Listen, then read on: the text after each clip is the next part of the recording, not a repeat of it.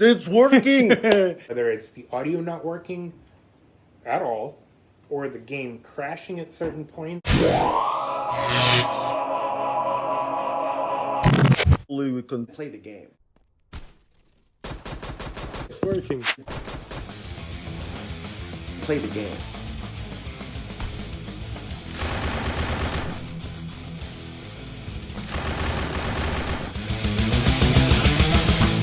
Play the game. It's working! Praise! It's working. Ground! Thank you, Ground is recording! I don't want to talk about religion. I don't want to have to kill you. I assume you believe in fucking Todd Howard. I said Todd Howard, and I catch a spirit. Do you want to be on camera or no? Doesn't matter. What's your motherfucking name? I'm Malcolm. All right, cool. I'm Tigers. So it's instead of just having that first-person view and going first-person normal speed, then first-person slow-mo, add in something like some B-roll style footage, but inside the game. And how that could be done is, so you've got your player camera, which is what you're seeing in first person. Well, for the purposes of the cinematic videos, have somebody playing the game, but with a camera, a alternate camera or multiple cameras positioned elsewhere in the scene, recording what's going on from an alternate angle. Multiple captures. Yeah, and then as the person is playing and you're doing the recording, then between the normal and the slow-mo, you can kind of switch up angles, showing the person on the other side of the door, and then switching back and slow-mo busting through the door. You get what I'm saying? Yeah, so even though... Or you could even show from the other person's point of view. Perspective of getting got. Of about to get got. Oh, and then roll into... And that would fuck with people's perception because it's like, is that the player? Or... But it doesn't fucking matter. It's awesome. Yeah. Is the point. Because we want awesome. Yeah, so... I want awesome. I mean, obviously, I'm not one of the developers, but whoever is developing this, see if they can, when they're recording this footage, as the player crosses a certain threshold, like put a sensor so that when it hits a certain threshold, it sets off some cameras to start recording on the other side of the wall. See, why? And it's not obvious that you're not one of the developers. You sound like you should be fucking developing. Like, what do you do? I write code for a living. I don't write video game code, but I have learned how to write video games from some tutorials. I know what's involved in it. I just have not done the task myself. Do you want to? Would you? If I had time. The fact that the industry of video gaming is fucking garbage shit. Oh, yeah. Okay, cool. Yeah. And you've done nothing. You're going to hell. That's because if I were to develop games, I'm a perfectionist with my code. So either nothing would get released, or I would hate what's released because it would be shit.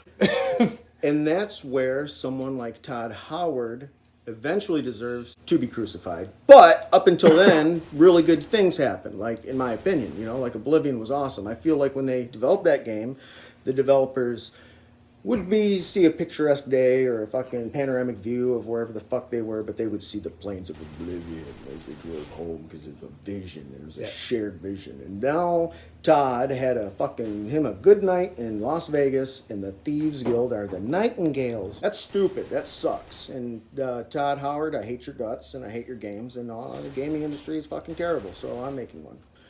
And I'm the new Todd Howard, but I'm gonna pass the torch and be done when it's my fucking time, or later someone will hate me too. There has to be an asshole like Todd Howard. What you're saying is right.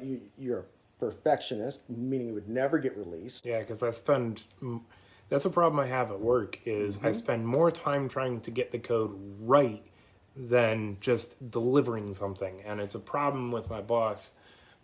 He's always asking me why I'm missing deadlines and everything.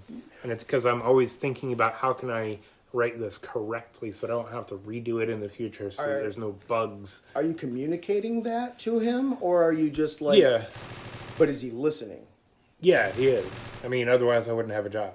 So he's really, really stressed out.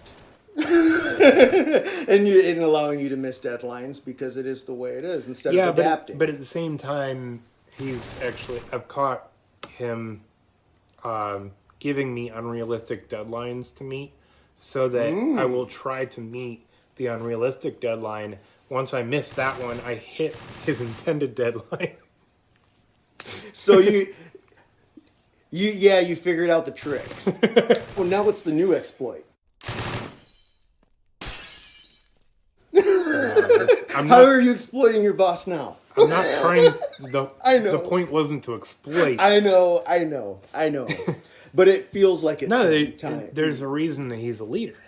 And sometimes it takes those skills of figuring out how to accomplish a task that makes you a great leader. Because a great leader is a reluctant one. It's a person that doesn't want a leadership title, but knows someone has to make a decision. You know, even if it's the wrong decision, it's better than no decision. People, you don't want people to see, right? Like it imperfect. But as someone who would take the leadership position, it's okay for the consumer to see the drama. A result is better than no result. Well, there's that, but you can't tell them that. Yeah. So But something good enough is better than nothing at all. and it's not even so much good enough as it's a process. I'm a human being. This is my personality. That shit has to be mixed in with like a consistent display of progress, Yeah. right? Because there's going to be progress. Yep. It's never going to be as good as an artist or a craftsman envisions it. I wouldn't say always. Sometimes you hit that perfection in one project, and you just like. But isn't that a project that you do by yourself though? Yeah. Every once in a while, you get that dopamine high. That perfect thing that you just did. As far as taking that thing and then in concert with a bunch of other individuals' things and putting it together, that is hard. Because everyone's going to have different opinions about stuff, which is where the leadership comes in, where it's like, I've listened, I've been thoughtful until now. I'm no longer being a thoughtful person. You guys need to fuck off because I've heard enough and I've decided that we're doing this and this and this and this and that. There's this attitude in gaming about how it's not what it is now, it's what it becomes, right? Like ultimately, meaning, well, the modders, the unpaid people are going to fix my game. Yeah, Fallout 76. I enjoyed the gameplay myself. Okay. It was missing a lot that was supposed to be in, or like, it seemed very empty. And it was really easy to get just absolutely trashed by other players and have your shit just destroyed. I don't see that as a problem in a sense, but I didn't play the game. But a lot of the issues that I know I heard of from other people were the fact that it had bugs in it. I never once experienced a bug on the PS4. But on the PC, to this day, I have yet to get the game working to load without a bug. Whether it's the audio not working at all, or the game crashing at certain points, sometimes as it's loading, sometimes soon after I load in.